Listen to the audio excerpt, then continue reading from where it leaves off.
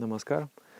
Today we are starting a new course which is called The Most Important Principles of Life. I'm going to talk about the very foundation of yoga and the very foundation of progressive life. All of us, we want to be happy, feel harmony, and most importantly, to feel inspired, to feel that life is throbbing within your heart. That is how we want to live. But for that, body and mind have to be maintained in a very sound and healthy condition. And the practice of yoga attempts to do just that. When we hear word yoga, we understand that it is a certain discipline, physical discipline, exercises. Some other people know that yoga is not only physical postures, but also a science of breath, how to breathe properly, how to control the breath. And the science of breathing is both physical and mental, controlling the body and mind. And some other people, they also know that yoga includes also mind exercises, which is meditative practices. So all of these are extremely efficient techniques. The world, the humanity, have understood that yoga is efficient, is powerful. So nowadays about 200 million people are practicing yoga almost every day. And it spreads by the word of mouth. Someone tries and then advises to the friends, you should try yoga, because of its efficiency. Meditation is also very efficient, but some people, actually not some, most of us, when we first try to do meditation, we sit, we close our eyes, and we don't feel any peace, we don't feel any bliss or inspiration that we're supposed to feel. We just see that mind explodes with thousands of thoughts, with images, with words, with sounds, and no any experience of transcendental realm. So this is because for the meditation, mind has to be prepared. The mind has to have base. The mind has to be in a balanced condition. Then immediately meditation will start working. Immediately you will feel inspiration. You will feel this practice has become very rewarding practice. So for the yogis who aspire to explore consciousness, to explore the cosmic consciousness, to understand infinity, which is all done within the mind, we have to attain a certain very balanced state of the mind. It is the action that either pushes us forward in the evolution, that builds up our mind, that is playing as a constructive force, and it is the action that degenerates the mind. So some actions, they are beneficial, and some actions are harmful. Thought is another kind of action. Thought is an action, speaking is an action, and physical action through your organs, the motor organs, is also action. So action either will make you healthier or will plant the seed of sickness within the body and mind. You have seen in the world there are some people, you just look at them, immediately you feel happier. You want to smile. Also there are people, you look at them, you get depressed. What is the difference? When we do something which is in line with our conscience, we become stronger. We acquire the power of our spirit. And when we do something that goes ultra-wise to conscience, the mind becomes weaker. The mind becomes poisoned. We acquire a certain distortion of the mind.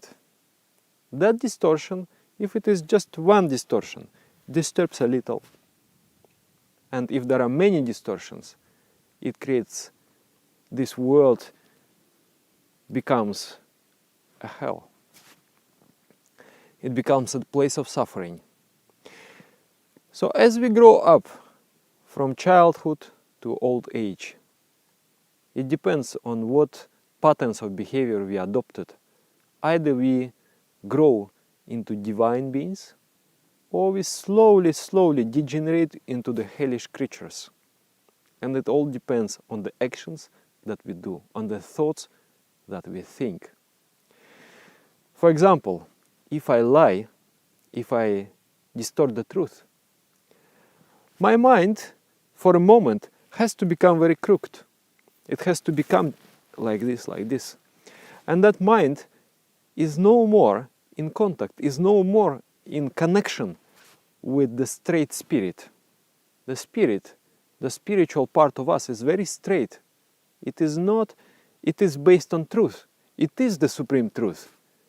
So when the mind deviates from truth, it bends. And that bended, curved mind is not able to resonate, is not able to receive the vibration, the impetus of the spiritual realm, and the mind becomes weaker. Slowly, the light of the spirit becomes very much dimmed, and the person doesn't see. He sees this world as a place of suffering, and wherever he goes or she goes, he creates disharmony. Similarly, if the person is in tune with his spirit, with his conscience, wherever he or she goes, he creates harmony, he creates beauty. So yogis observed that, they understood the power of action, the power of behavior, and the power of thoughts. And they created a set of principles called yama and niyama, or another pronunciation is jama and niyama. So in those principles, first 5 called jamas, jama is there to control our external behavior, to prevent the mind from acquiring more distortions. So our mind, by following jama, our mind will not degenerate and will not become more polluted. And niyama principles are there because we have already acquired a lot of distortions. So now those distortions, they have to be cleaned up, they have to be purified, they have to be purged out of the mind. So niyama principles are for that. So 10 of them together. I will shortly enumerate them. Ahimsa, not inflicting harm on others by thoughts, words and actions. Satya, benevolent truthfulness. Asteya, non-indulging into stealing. Brahmacharya, educating the mind to see the divine within everyone and everything. Aparigraha, decreasing our dependence on the material necessities, or even on the psychic necessities, and relying more and more on the spiritual aspect of life. This is 5 jamas, and then 5 niyamas.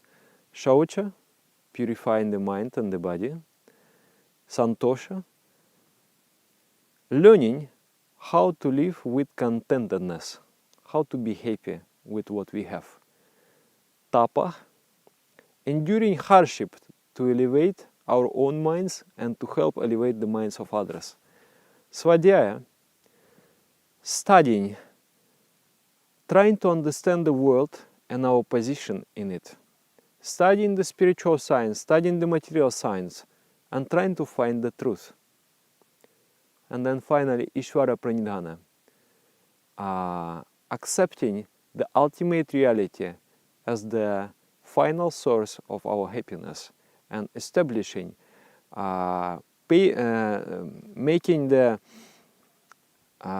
creating a passage to the spiritual world, making the spiritual world accessible for yourself. That is Ishvara Pranidhana.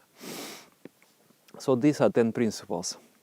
These principles, actually in the beginning, when we start practice, we think that technique is everything. That I do this asana, I do this pranayama, I do this meditation. This which will work. And yes, these are powerful techniques, but they can be this much efficient. You can do 100 years meditation and nothing. Or they can be this much efficient. If we work on the base, the miraculous changes occur in our mind. I remember one time I was doing a seminar in one city, and for 3 days I never spoke about any yoga, any meditation. We only spoke about these principles, moral principles of Dhamma Niyama. And after 3 days, one lady wrote me a letter. She said, "Dada, something miraculous have happened in my life. I was deeply upset with my mother. She was upset with me. We didn't talk for 5 years.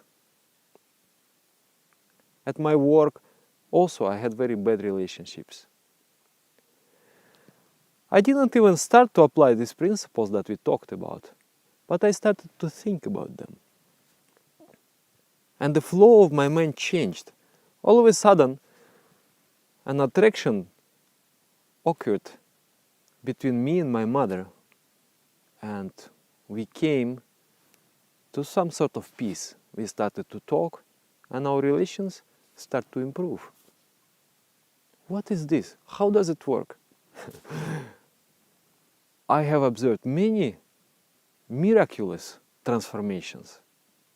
Even if you don't follow all of them, these principles, but you take one, sincerely study and understand, and sincerely, even for 1 week, you try to apply in your life, you will see your meditation will shoot into the you will really experience change. You will really experience energy. Many people may think that, oh, but we follow these principles by default. It is a natural. Yes, they're natural, but nobody actually follows them. If you really sincerely self-analyze yourself, you will find that there is a lot of scope to improve. So, in the coming series of videos, I'm going to explain these principles one by one, and we'll try to inspire yourself and myself to practice it better. And then I hope you will give some feedback in the comments and tell how you felt, how you changed, what happened to your mind and the body.